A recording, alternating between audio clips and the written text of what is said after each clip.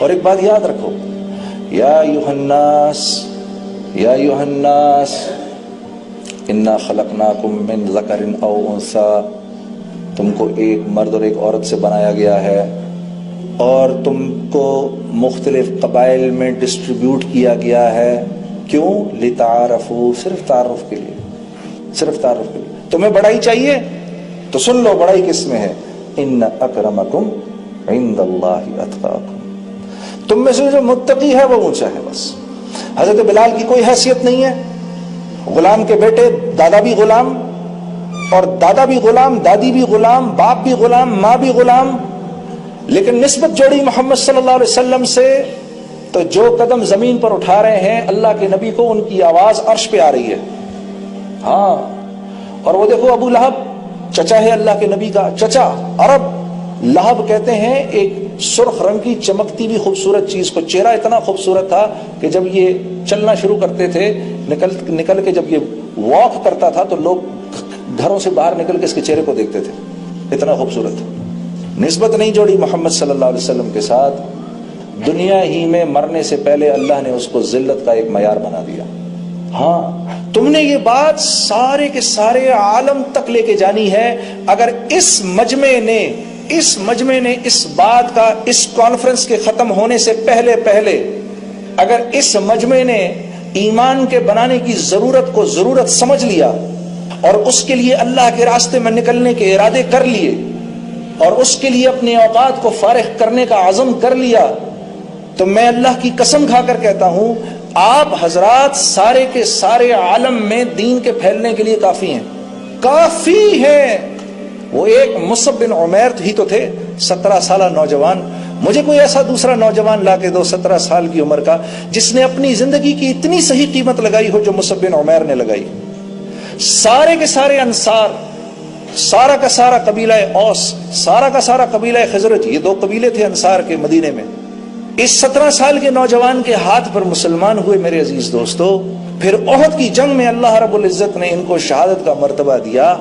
جتنی بڑی جنت ملا کے ان انصار کو ملے گی، اتنی ایک بڑی جنت اللہ کی طرف سے مصعب بن عمیر کو ملے گی. اب آپ بتاؤ کتنا اللہ کی طرف سے اپنی زندگی کا بہترین سودا لگا کر چلے گئے. یہ ایمان اتنی بڑی دولت ہے اللہ کے ہاں، اس کے بغیر کوئی عمل قابل قبول نہیں ہے، کوئی عمل قابل قبول نہیں ہے. اپنے آپ کو اس جملے سے بچا کے رکھنا، خدارا میں تمہیں کہہ رہا ہوں. نہیں تو اگر تم لوگوں نے ان باتوں کو مسلسل کیا، عین ممکن ہے اس دنیا سے ایمان کے بغیر چلے جاؤ. اکثر یہ سننے کو ملتا ہے، ہم سے تو وہ اچھے، ہائے ہائے ہائے، ہم سے وہ اچھے. یہ آپ محمد صلی اللہ علیہ وسلم کے منہ پر کہہ سکتے ہیں؟ کچھ شرم نہیں آئی یہ بات سن کے ہی؟ آپ کا اندر کا پورا وجود نہیں ہلا اس جملے کو سن کے؟ ہم سے تو وہ غیر اچھے. کیسے اچھے؟ آپ کے تو دل میں کلمہ ہے، وہ تو منہ پہ انکار کر رہے ہیں اللہ اور اس کے رسول کا. یہ بات آپ کل کیسے کہیں گے محمد صلی اللہ علیہ وسلم کو؟ نہیں میرے دوستو، ایک مسلمان کی آپ صلی اللہ علیہ وسلم کعبے کو دیکھ کر فرما رہے ہیں، اے کعبہ تیری حرمت کو سلام، تیری عظمت کو سلام، لیکن ایک مسلمان کی عزت اللہ کے ہاں تجھ سے بڑھ کر ہے. ایک روایت میں آتا ہے اللہ کے لیے یہ بات آسان ہے کہ 7 زمین اور 7 آسمانوں کو توڑ دے، بجائے اس کے کہ ایک مسلمان کی عزت کی ہتک ہو. اب آپ مجھے بتاؤ، جس اللہ کے اس پر کلمہ لکھا ہو اور یہ نیچے گرا ہوا ہو، آپ اس کو اٹھائیں گے، صاف کریں گے، جیب میں ڈالیں گے، رکھ کے کسی اوپر جگہ پہ رکھ دیں گے. اس پرچے کی تو آپ کی نظر میں اتنی قیمت ہے. تو وہ مسلمان جس کے دل میں کلمہ ہے، میں دراصل اس کو تو کم سمجھوں، ان غیروں کو اونچا سمجھوں. شیطان نے ان کے پاس جا کر کرنا کیا ہے؟ وہ تو ان بیچاروں کو لے کے جا رہا ہے. یہ تو ہمدردی کے لائق ہیں یہ بیچارے. ہاں، میں قصوروار ہوں کہ میں ان کو وہ زندگی ہی نہیں دکھا رہا جس زندگی کو دیکھ کر یہ اسلام کی طرف آئے، بلکہ میں ان کے پاس جاتا ہوں، میں کہتا ہوں ارے سن، کس چیز کی تو پرواہ کرتا ہے؟ تو سیر کرے گا، میں 1.25 سیر کر کے دکھاؤں گا تجھے. برمنگم میں ہماری ایک جماعت گئی تو ایک مسلمان بھائی کو جا کے دعوت دینے لگے. تو اس نے کہا کہ اور میں مسلمان ہوں بھائی، مجھے دعوت نہ دو، یہ غیر مسلم ہے، سامنے جا کے اس کو دعوت دو. انہوں نے کہا جی ٹھیک ہے، ہمیں اس کے پاس لے جائیں. تو وہ ساتھیوں کو لے کر ادھر چلا گیا. ادھر جب گیا تو وہ جو غیر مسلم تھا وہ اس کو کہتا ہے تو مجھے چاہتا ہے میں مسلمان ہو جاؤں، میں اس کی طرح ہو جاؤں؟ میری تو ایک گرل فرینڈ ہے، یہ روز ایک بدلتا ہے. میں ویکنڈ پہ شراب پیتا ہوں، یہ روز شراب میں دھت رہتا ہے. میں تو کبھی سال میں ایک دفعہ جا کر کسینو جاتا ہوں، اس کے گھر میں جوا ہوتا ہے، میں اس کی طرح ہو جاؤں؟ جب یہ ہم زندگی ان کو دکھائیں گے تو قصوروار ہم ہوں گے، اب اللہ کی مار براہ راست ہم پر پڑے گی۔ تو یہ لوگ تو رحم کھانے کے لائق ہیں، ان سے ہمدردی ضروری ہے میرے دوستوں، نفرت نہیں۔ انبیاء کا یہ مزاج ہوا کرتا تھا، انبیاء کا یہ مزاج ہوا کرتا تھا کہ انبیاء غیروں سے دل میں انتہائی شفقت رکھتے تھے۔ ہاں، اور جو غیروں سے دل میں شفقت نہیں رکھے گا، اللہ رب العزت اس سے اپنے دین کا کام نہیں لیں گے، کیونکہ یہ کام انبیاء کا کام ہے۔ جب تک انبیاء کے مزاج پر نہیں آئیں گے اس وقت تک یہ کام اللہ نہیں لیں گے۔ ہم اپنے آپ ہی کو بیوقوف بناتے رہیں گے، خوش فہمی میں رہیں گے، لیکن یہ ہم سے بہتر ہو گئے۔ یہ آپ اور میں پھر محمد صلی اللہ علیہ وسلم کو کیا شکل دکھائیں گے؟ یا رسول اللہ، آپ کے کلمے کی تو ہماری نظر میں کوئی قیمت ہی نہیں تھی۔ یہ اکثر یہ جملہ کہہ دیتے ہیں، یہ بھی خطرناک جملہ ہے۔ ان کے اندر تو دین بہت موجود ہے، وہ اگر کلمہ پڑھ لیں تو ہم سے کہیں زیادہ بہتر مسلمان ہو جائیں گے۔ ارے خدا کے بندے، یہ جو اگر مگر تگر تو لگا رہا ہے، ذرا یہ ہونے تو دے پہلے ایک دفعہ۔ اگر یوں ہو جائے، اگرچہ، حالانکہ، چونکہ، چنانچہ، یہ سب تو بیکار کی باتیں ہیں۔ شیطان تو آئے گا ہی اس کے پاس جس کے دل میں ایمان ہے، وہ تو ایمان کا ڈاکو ہے، اس نے تمہارے مال کو لے کر کیا کرنا ہے؟ اب وہ مسلمانوں کے پاس آتا ہے اور مسلمانوں سے کبائر کرواتا ہے، کبیرہ گناہ کرواتا ہے۔ اس نے اللہ سے وعدہ کیا تھا ان سب کو جہنم میں لے کے جاؤں گا، تو اس کی یہ خواہش ہوتی ہے کہ ان سے کبیرہ گناہ کرواؤں اور اتنا غافل رکھوں کہ یہ استغفار کہیں نہ پڑھ لے، یہ معافی نہ مانگ لے کہیں کبیرہ اپنے گناہوں سے، کیونکہ معافی مانگے گا اللہ فوراً معاف کر دے گا اس کو۔ اللہ نے بھی اس کو یہ کہا، ٹھیک ہے تو نے جو کرنا ہے تو کر، لیکن یہ جتنی مرتبہ معافی مانگیں گے میں ان کو معاف کر دوں گا۔ تو اس نے مٹی اٹھا کے اپنے بالوں میں ڈال لی، ہائے ہائے ہائے یہ کیا ہوا؟ بیکاز ہی تھاٹ میں نے ایک نافرمانی کی، میں جہنم سے نکالا گیا، یہ 60-70 سال کے لیے تو کم از کم آئیں گے ہی نا، ایک نافرمانی تو میں بھی کروا لوں گا ان سے، سب ہم جائیں گے ایک ساتھ ہی۔ تو اللہ پاک نے کہا نہیں، جتنی بار معافی مانگیں گے میں ان کو معاف کر دوں گا۔ اللہ آپ کا آنا قبول کرے۔ ایک مرتبہ پھر بھائی سب دوستوں سے دل کی گہرائی سے آپ کا شکریہ بھی، آپ نے مجھے موقع دیا میں یہاں آ کر آپ سے بات کروں۔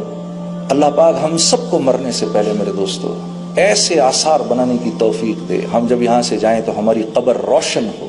ہم اس دنیا میں آئے ہی ایک شاندار موت بنانے کے لیے ہیں، ہم اس دنیا میں آئے ہی جنت میں جانے کے لیے ہیں، ہم تو یہاں کی مخلوق ہی نہیں ہیں۔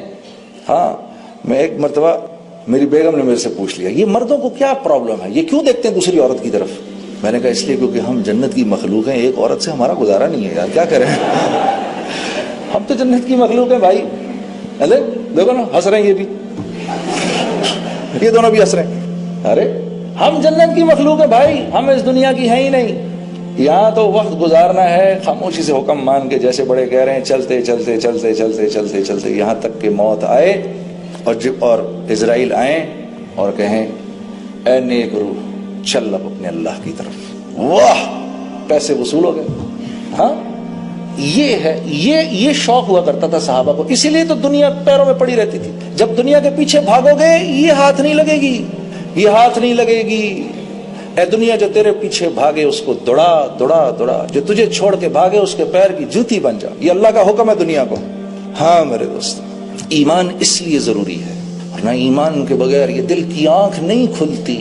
اور ہم نے کہاں سے دیکھنا ہے؟ یہاں سے دیکھنا ہے، یہاں سے دیکھنا ہے، کہاں سے دیکھنا ہے؟ دل سے دیکھنا ہے۔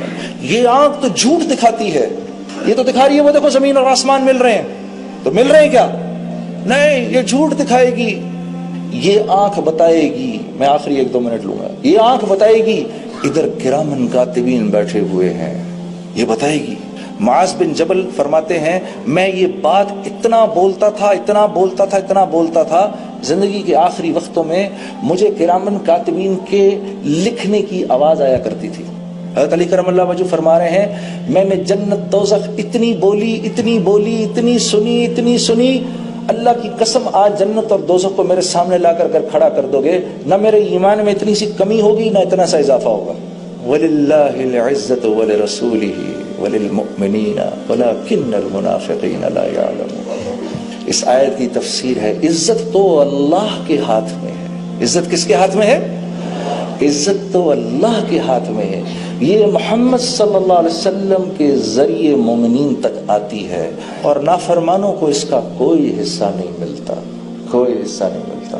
مجھے بڑے لوگ کہتے ہیں آپ نے میوزک چھوڑ دی، آپ یار کیا زندگی تھی، بڑی قربانی دی آپ نے. میں نے کہا قربانی تو میں نے نہیں دی, قربانی تو آپ دے رہے ہیں. کہتا وہ کیسے؟ میں نے کہا نافرمانی کی زندگی گزار رہے ہیں, قربانی تو آپ کی ہے کہ اللہ سے تڑے ہوئے ہیں بالکل, ماننی بھی نہیں تیری, پھر بھی رہنا ہے اسی کی دنیا میں. میں تو بچ گیا. میں نے تو کہا یا اللہ جتنا کیا معاف کر دے, آئندہ بھی غلطی کروں تو معاف کر دے. قربانی تو تیری ہے.